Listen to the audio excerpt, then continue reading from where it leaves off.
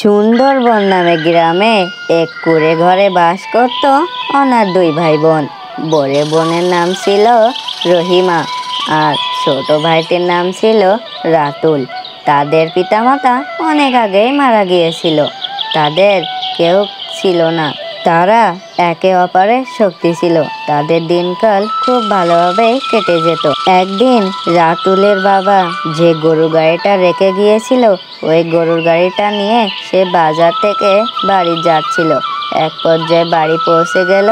ঠিক তখনই তার বড় বোন তাকে প্রশ্ন করলো, এই রাতুল, তুই সত্যি কথা বল, এতক্ষণ তুই কোথায় ছিলি? এত দেরি হওয়ার তো কথা না। সত্য কথা বললে আমি তোকে ছেড়ে দেবো, কিছু বলবো না। আরে আপু, হয়েছে কি তোমার, আর কি বলবো। আমাদের পাশের গ্রামে যে রহিম মিয়া আছে না, তুমি তো চেনো ও কেমন মানুষ। ওর একটি ছোট্ট মেয়ে আছে। ওর মেয়ে আর হাঁটতে পারছে না, পায়ে ব্যথা, যার কারণে ও অনেক কান্নাকাটি করছিল। এবার আমাকে বলল, তুমি আমাকে একটুখান বাড়ি পর্যন্ত পৌঁছে দেবা, আমার খুব উপকার হতো। তখন আমি আর কি করতে পারি বল। আমি তখন ওর একটুখান উপকার করতে গিয়ে এই দেরি হয়ে গেল। তাছাড়া আমি অন্য কিছু করছিলাম না। তুই যে মানবতার ফেরিয়ালা হয়েছিস। তোর যে বাড়ি এক ফোঁটা চাল, ডাল, আদা, রসুন কিছু নাই, সে দেখি তোর খেয়াল আছে। তুই তো মানুষের উপকার করতে ব্যস্ত হয়ে গেছিস। এখন আমরা দুপুরে কি রাঁধবো, কি খাবো, সে নিয়ে তোর একটু মাথা ব্যথা থাকে না। এখন কি হবে বলতো? বড় বোনের মুখে এমন কথা শুনে রাতুলের খুবই কষ্ট লাগলো, যার কারণে সে ওখান থেকে মন খারাপ করে চলে গেল। তারপর কোনো কিছু না ভেবেই রাতুল তাদের যে পুরাতন জমি ছিল, সেই জমির ওখানে চলে গেল। তার পিছন পিছন তার বড় বোনও গেল এবং রাতুল এক জায়গায় দাঁড়ালো। তখন তার বড় বোন তাকে বলল, ভাই রাতুল আমার, তুমি মন খারাপ করো না। তোমার নিয়ে না আমার খুব চিন্তা হয়। আমাদের এই পৃথিবীতে আর কেউ নেই। আমি তোমার আছি, তুমি আমার আছো। তোমার যদি কিছু হয়ে যায় তাহলে আমি কার নিয়ে বাস করব বলো? বাপ মা মরে যাওয়ার সময় সকল লোক আমাদের পাশে ছিল, সবাই কত কথা বলতো।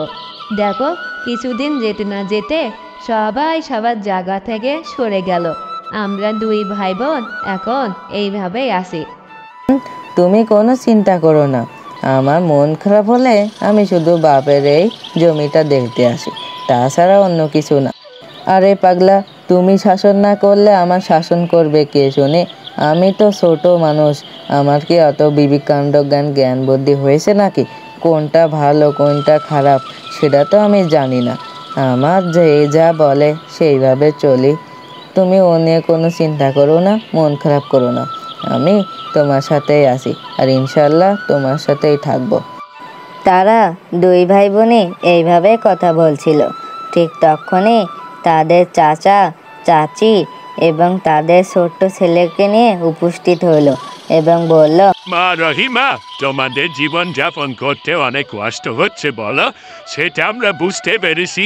সেই সব কথা বিবেচনা করে আমরা তোমার কাছে একটি প্রস্তাব নিয়ে আইছি। এই যে তোমার বাপের যে জমিটা আছে, এটা তো তোমার বাপের জমি না, এটা আমাদের জমি ছিল। কিন্তু ভুলবশত কারণে তোমার বাপ এটি চাষাবাদ করতো। তা আমরা এই জমি কিনে নিব না। তা তুমি আমাদেরকে যদি সুযোগ দিতা এই জমি চাষবাস করে খাবার, তাহলে ভালো হতো। 3 ভাগে 2 ভাগ আমরা রাখতাম এবং 1 ভাগ তোমরা রাখতে। তোমাদেরও সঙ্গে চলতো, আমাদেরও চলতো। যদি প্রস্তাবে রাজি হয়ে থাকো তাহলে বলতে পারো এখন। আর তোমাদের এই দুই ভাই বোনের ভেতরে তুমি তো সব থেকে বড়, আর তুমি একজন মেয়ে। তুমি তো এই ফসল চাষবাস করে খেতে পারবা না। তো ভালো হয় কি, তুমি এই জমিটা আমাদেরকে দিয়ে দাও, আমরা চাষবাস করে খাই আর তোমরাও খাও। আর তোমরা যদি এই জমিটা দাও তাহলে আমরা সবাই মিলেমিশে একসাথে থাকতে পারি। আর তোমার মা বাপ তেমনি মরে গেছে, আর তুমি তখন থেকে কি বা করবা বলো? দাও, আমাদের জমি তখন দাও, আমরা চাষবাস করে খাই। এই কথা শোনার পরে রহিমার অনেক রাগ হলো। তখন সে রেগে মেগে বলল, আমরা যেমন আছি অনেক ভালো আছি। আপনাদের অত দয়া উপকার আমাদের লাগবে না। আপনারা দয়া করে এখন চলে যেতে পারেন। আপনারা আমাদের কাছ থেকে এখন এই পটাই জমি নিয়ে নেবেন, এরপরে আমাদেরকে পেটে লাথি মারবেন, তা হতে দেব না। আমরা ছোট্টবেলায় থেকে আপনাদেরকে দেখে আসি, আপনারা কেমন ধরনের মানুষ তা আমার ঠিক মতন জানা আছে। কত বড় সাহস দেখো দিনি, মুখের উপর না করে দিল, আবার মুখে মুখে স্যার বেশ কম বলতেছে। বিয়াদব মেয়ে কোথাকার, কোনো বাপ মা শিক্ষা দেয়নি কিভাবে কার সাথে কথা বলতে হয়।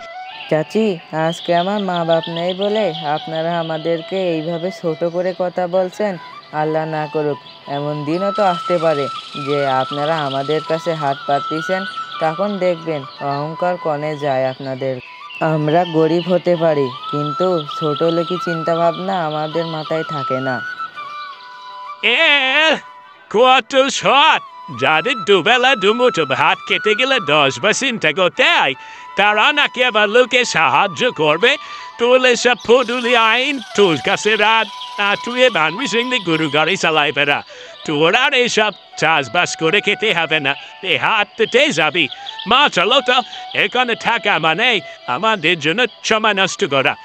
হ্যাঁ বাপ, তুমি ঠিক কথা বলেছ, এখানে ফাও কাজে থেকে কি হবে, আর ওদিক তাকাই না, চলো আমরা যাই এখান থেকে।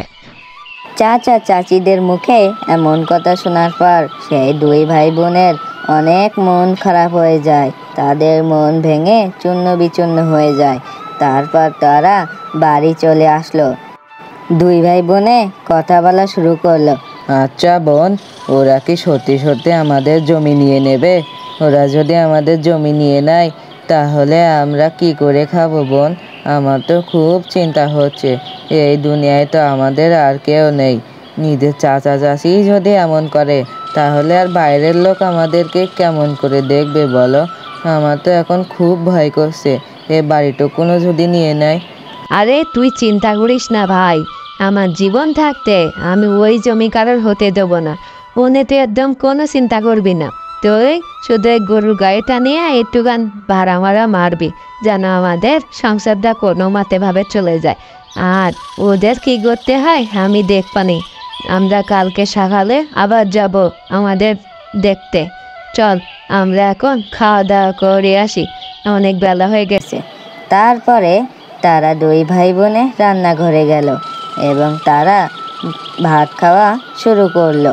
এবং ভাত খাওয়া শেষ হয়ে যাওয়ার পরে ঠিক তারপরেই সুন্দর একটি মিষ্টি সকাল বের হয়ে উঠল সূর্য মামা, এবং সেই দুই ভাই বোন তার বাপের জমি দেখার জন্য বাড়ি থেকে রওনা দিল। তারা অনেক ভয় পাচ্ছিল। এক পর্যায়ে তারা সেই বাপের রেখে যাওয়া শেষ সম্বলটুকুন দেখতে গেল। তখন যা দেখতে পেল, তখন রাতুল বলল, দেখো বোন, ওরা আমাদের সেই জমিতে লাঠি পুঁতে থুই গেছে। এই লাঠি তো কাল এখানে ছিল না, আজকে এখান থেকে কিভাবে এলো? আরে ভাই, তুই বুঝতে পারছিস না, আমাদের ওই দুষ্টু চাচা চাচি ঠিক এই লাঠি এখানে পুঁতে থুয়ে গেছে। আমরা একটা কাজ করি, আমরা তো কিছু করতে পারবো না, আমরা গ্রাম প্রধানের কাছ গিয়ে দেখি, সে কোনো না কোনো একটি সমাধান নিশ্চয় বের করবে। আর আমরা যদি নাই বাস করতে পারি, তা আমরা এই জয় সম্পত্তি নিয়ে কী করব? চল আমরা সর্বপ্রথমে গ্রাম প্রধানের কাছে যাই। এই কথা বলার পর দুই ভাই বোনে গ্রাম প্রধানের কাছে গেল এবং গিয়ে দেখলো সেখানে তার চাচা আগে থেকেই ওখানে ছিল। এবং রহিমা বলতে লাগলো, গ্রাম প্রধান মশাই, আপনি আমাদেরকে যে কোনো একটি ব্যবস্থা করে দেন। আপনারা তো সকলেই জানেন আমাদের কোনো মা বাপ নেই, আমাদের নিজের চাচা চাচি পর্যন্তও আমাদের সয় সম্পত্তির উপরে হামলা করছে। আপনাদের দোহাই লাগে, আপনারা আমার কোনো একটি সমাধান বের করে দিন। তারা আমাদের যে জমি জায়গা ছিল সেই জমিতে তারা ফুটো পুঁতে রেখেছে, আমরা কি চাষবাস করে খাবো বলেন? আপনি যে কোনো একটা সমাধান বের করে দেন। ঠিক তারপরে বলতে লাগলো, রহিম, তোমার কাছ থেকে আমি এটা আশা করিনি। হ্যাঁ, তারা ওনার দুই ভাই বোন, তোমার তো সয় সম্পত্তি জায়গা জমির কোনো কম অভাব নেই, তাও তুমি এই অনাথ দুই ভাই বোনের জায়গাজগি যদি নিয়ে থাকো তাহলে তুমি অনেক ভুল করেছো। আর এমন ভুল যেন আমি আর না শুনতে পারি। তখন ঠিক সেই রহিম বলল, আরে না মরল মশাই, এরা তো ছোট মানুষ, এরা কি বোঝে? ব্যবসা করতাম আমি আর আমার ভাই তো মারা গেছে। এখন আমার ভাই তো কোনো জায়গা জমি ছিল না, ওই জমি তো কোনে আমারই ছিল, কিন্তু আমার ভাই কিছু ছিল না বলে আমি ওর ওই জমি টুকুন দিয়েছিলাম চাষবাস করার জন্য, যেন তার সংসারটা কোনো মতে চলে। কিন্তু কাগজপাতিরা ওদের কাছেই ছিল, আমার কাছে ছিল না। এখন আমার তো সব দিতে অভাবনাটান লেগে গেছে, যার কারণে আমি আমার জমি নিতে চাচ্ছি। এখন তারা দাবি করছে সেই জমি নাকি ওদের। এখন আমি বলেন কি করতে পারি? আমার জমি তো আমার লাগবে। আরে রহিম, তোমাদের কথা ভুল হচ্ছে। এমন ছেলেপেলে তো এরা না, এরা ছোট কাল থেকে আমরা দেখে আসি। এরা কোনো সময় মারামারি বলো, জোর ঝামেলা বলো, কোনো দিন কোনো কিছু করে না। আর তুমি তখন জমি তাদের দান করে দিয়েছিলে, এখন আবার ফেরত চাচ্ছ। তারা যদি জমি না দেয় আর সেই কাগজপাতি যদি তাদের নামে থাকে, তাহলে তুমি এই জমি পাবা না। আর যদি কাগজপাতি তোমার নামে থাকে, তাহলে তুমি এই জমি পাবা। এখন তোমরা সবাই বাড়ি যেতে পারো, এই সালিশ আবার কাল বসবে। তারপরে সেই ওনার দুই ভাই বোন কিছু না বলেই ওখান থেকে মুখ বুজে চলে আসলো, এবং বাড়ি আসার পরে তারা দুই ভাই বোনে আলাপ আলোচনা শুরু করলো। তখন ছোট ভাই রাতুল বলল, আরে বোন, গ্রামবাসীকে আমাদের সাহায্য করবে? আমরা তো কিছুই বুঝতে পারছি না। যদি ওই কাগজপাতি আমাদের নামে থাকে তাহলে তো আমরাও জমবাসা বেশি যাওয়ানি, যদি না থাকে তাহলে আমাদের কি হবে বলো তো? আমার তো খুব ভয় করছে। আরে তুই এনে কোনো চিন্তা করিস না, যা হয় তো একটা হবে, হয় মরবো নাই বাঁচবো, তাছাড়া তো আর কিছু না। আর ওই গ্রামবাসী আমাদের পক্ষে থাকবে কি না তারও নিশ্চয়তা কীভাবে দেব? মা বাবা মরে যাওয়ার সময় সবাই বলতো আমরা তোমাদের পাশে আছি, অথচ নিজেদের চাচা চাচিরাই আজকে আমাদের বিরোধিতা করছে। কি করব? তো বন্ধুরা, তারা কি শেষ পর্যন্ত সেই জমিটা কি পাবে? গ্রামবাসী তাদেরকে সাহায্য করবে কি না? সেই জন্য চোখ রাখুন আমাদের পরবর্তী পর্বকে। And like subscribe please.